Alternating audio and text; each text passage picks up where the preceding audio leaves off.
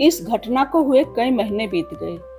अलगू जब अपने बैल के दाम मांगते, तब साहू और सहुआइन दोनों ही झल्लाए हुए कुत्ते की तरह चढ़ बैठते और अंड बंड बकने लगते।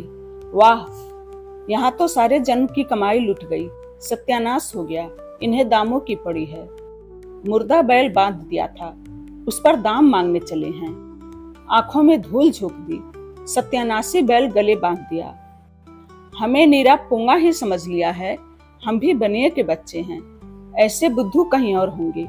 पहले जाकर किसी गड्ढे में मुंह धो आओ, तब दाम लेना। न जी मानता हो तो हमारा बैल खोल ले जाओ, महीना भर के बदले 2 महीना जोत लो, और क्या लोगे। चौधरी के अशुभ चिंतकों की कमी न थी। ऐसे अवसरों पर वे भी एकत्र हो जाते और साहू जी के बयानों की पुष्टि करते, परंतु 150 रुपये से इस तरह हाथ धो लेना आसान न था। एक बार वह भी गर्म पड़े। साहू जी बिगड़कर लाठी ढूंढने घर चले गए। अब साहुआइन ने मैदान लिया। प्रश्नोत्तर होते होते हाथापाई की नौबत आ पहुंची।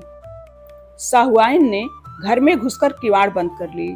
शोरगुल सुनकर गांव के भले मानस घर से निकले और परामर्श देने लगे कि इस तरह से काम न चलेगा, पंचायत कर लो, कुछ तय हो जाए, उसे स्वीकार कर लो। साहू जी राजी हो गए। अलगू ने भी हामी भर दी। पंचायत की तैयारियां होने लगी। दोनों पक्षों ने अपने अपने दल बनाने शुरू किए। इसके बाद तीसरे दिन उसी वृक्ष के नीचे पंचायत बैठी। वही संध्या का समय था। खेतों में कौवे पंचायत कर रहे थे। विवादग्रस्त विषय था कि मटर की फलियों पर उनका कोई स्वतंत्र है या नहीं, और जब तक यह प्रश्न हल न हो जाए तब तक वे रखवाले की पुकार पर अपने अप्रसन्नता प्रकट करना आवश्यकता समझते थे। पेड़ की डालियों पर बैठी सुख मंडली में यह प्रश्न छिड़ा हुआ था कि मनुष्यों को उन्हें बेमरवत कहने का क्या अधिकार है, जब उन्हें स्वयं अपने निजी मित्रों से दगा करने में भी संकोच नहीं होता। पंचायत बैठ गई तो रामधन मिश्र ने कहा, अब देरी क्या है, पंचों का चुनाव हो जाना चाहिए। बोलो चौधरी, किस किस को पंच बतते हो। अलगू ने दीन भाव से कहा, समझू साहू ही चुन लें। समझू खड़े हुए और कड़क कर बोले, मेरी ओर से जुम्मन से। जुम्मन का नाम सुनते ही अलगू चौधरी का कलेजा धक धक करने लगा, मानो किसी ने अचानक थप्पड़ मार दिया हो। रामधन अलगू के मित्र थे। वह बात को ताड़ गए। पूछा, क्यों चौधरी, तुम्हें कोई उर्ज तो नहीं। चौधरी ने निराश होकर कहा, नहीं, मुझे क्या उर्ज होगा। अपने उत्तरदायित्व का ज्ञान बहुधा हमारे संकुचित व्यवहारों का सुधारक होता है। जब हम राह भूलकर भटकने लगते हैं, तब यही ज्ञान हमारा विश्वसनीय पथ प्रदर्शक बन जाता है। पत्र संपादक अपने शांत कुटी में बैठा हुआ कितनी धृष्टता और स्वतंत्रता के साथ अपने प्रबल लेखनी से मंत्रिमंडल पर आक्रमण करता है, परंतु ऐसे अवसर आते हैं जब वह स्वयं मंत्रिमंडल में सम्मिलित होता है। मंडल के भवन में पग धरते ही उसकी लेखनी कितनी मर्मज्ञ, कितनी विचारशील, कितनी न्यायपरायण हो जाती है। इसका कारण उत्तरदायित्व का ज्ञान है। नवयुवक युवावस्था में कितना उद्दंड रहता है, माता पिता उसकी ओर से कितने चिंतित रहते हैं। वे उसे कुल कलंक समझते हैं, परंतु थोड़े ही समय में परिवार का बोझ सिर पर पड़ते ही वह अव्यवस्थित चित्त, उन्मुक्त युवक कितना धैर्यशील, कैसा शांतचित हो जाता है। यह भी उत्तरदायित्व के ज्ञान का फल है। जुम्मन शेख के मन में भी सरपंच का उच्च स्थान ग्रहण करते ही अपनी जिम्मेदारी का भाव पैदा हुआ।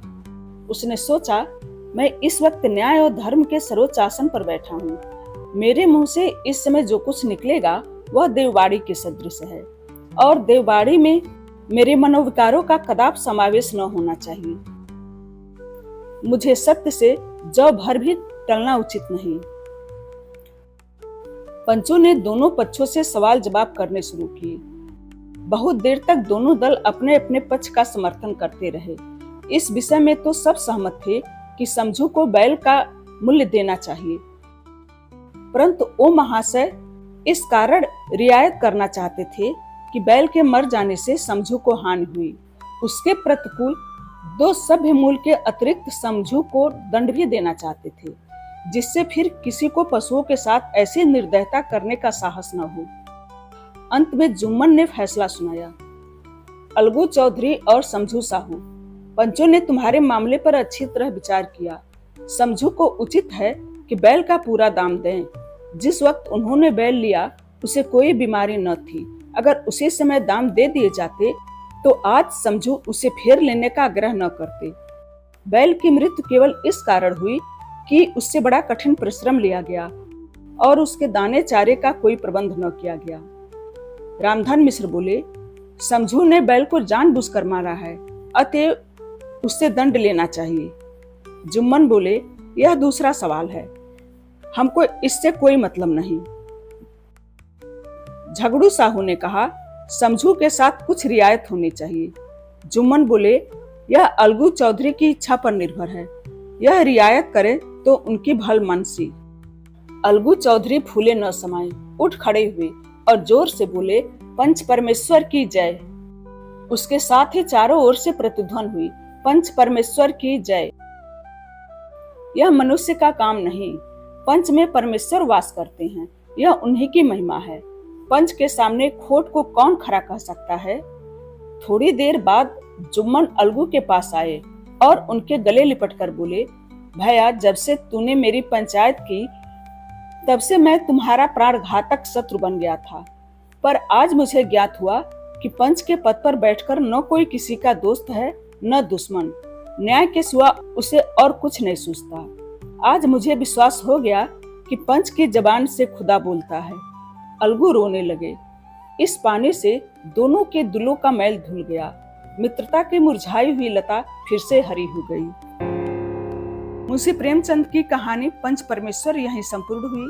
आशा है यह कहानी आपको अच्छी लगी होगी। धन्यवाद।